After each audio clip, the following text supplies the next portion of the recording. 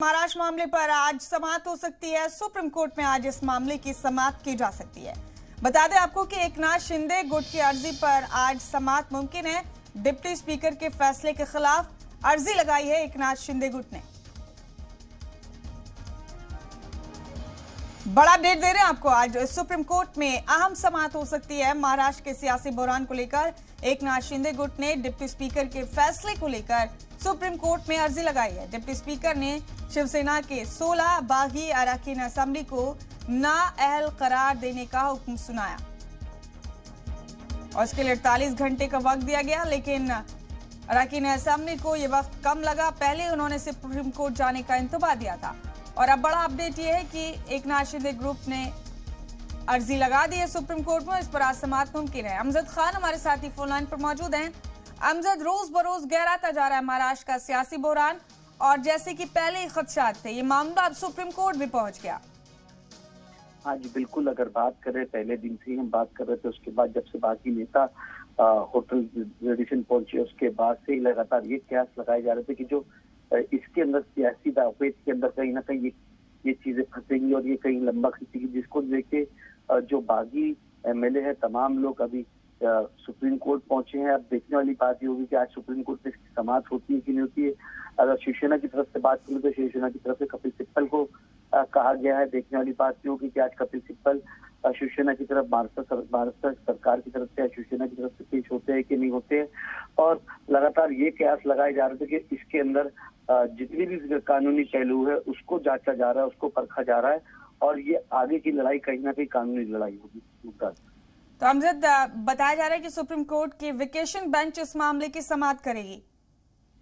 हाँ जी बिल्कुल, अगर बात कर ले तो वेकेशन बेंच बैठी हुई है। वेकेशन बेंच के अंदर वही जिसके पास जाएगा वो नोटिफिकेशन होगा और जब जो वेकेशन बेंच है वो कहीं ना कहीं इसकी सुनवाई करेगी। अब देखने वाली बात यह है कि आज इसकी सुनवाई होती है कि नहीं होती, क्योंकि पिटीशन फाइल किया जाएगा और उसके अंदर ये बताया जाएगा कि क्या अर्जेंसी है और क्या मामला है, क्योंकि आज ही शाम 5 बजे तक का कहीं ना कहीं डिप्टी स्पीकर ने इनको रिप्लाई फाइल करने का टाइम दिया था और कयास यही लगाए जा रहे थे कि कहीं ना कहीं कि वो सुप्रीम कोर्ट जरूर जाएंगे।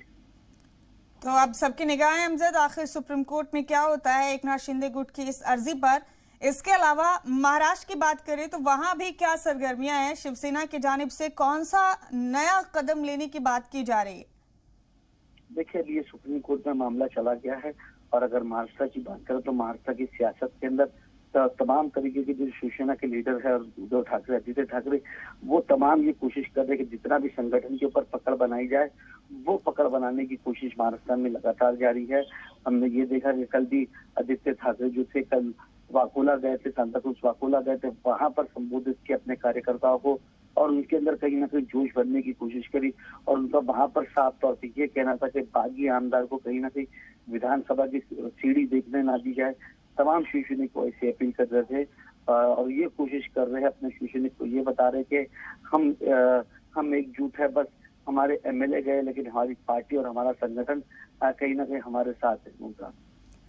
और अमजद, एकनाथ शिंदे की बात करें तो उनकी क्या हिकमत अमली हो सकती है? सुप्रीम कोर्ट में तो मामला चला गया है, लेकिन उनकी सरगर्मियां क्या हैं? देखिए, सुप्रीम कोर्ट में तो मामला चला गया है, कम से कम 40 से ज्यादा विधायक बताए जा रहे हैं और उनका साफ तौर पे ये कहना है, हमने ये देखा कि पहले दिन से ही एकनाथ शिंदे ने भी कहीं ना कहीं भाषा जो है ऐसा खेला कि जैसे कि हम शिवसेना की है, हम दूसरी कोई पार्टी ज्वाइन नहीं करेंगे और हम एक अलग दल बनाना चाहते हैं। उनका साफ तौर पे ये कहना था कि हम बीजेपी के साथ नहीं जा रहे हैं, हमको अलग एक घटक दल बनाना है, उसके बाद हम फैसला करेंगे कि हमको किसका समर्थन करना है। ये लगातार प्रयास लगाए जा रहे थे कि एकनाथ शिंदे जो है वो बीजेपी जा सकते हैं, लेकिन एकनाथ शिंदे ने भी एक बड़ा पासा खेला तो इनका साफ तौर पे कहना था कि हम बीजेपी नहीं जा रहे, हम अपना एक अलग घटक दल बना रहे हैं और अब शिवसेना है और असली शिवसेना हम है।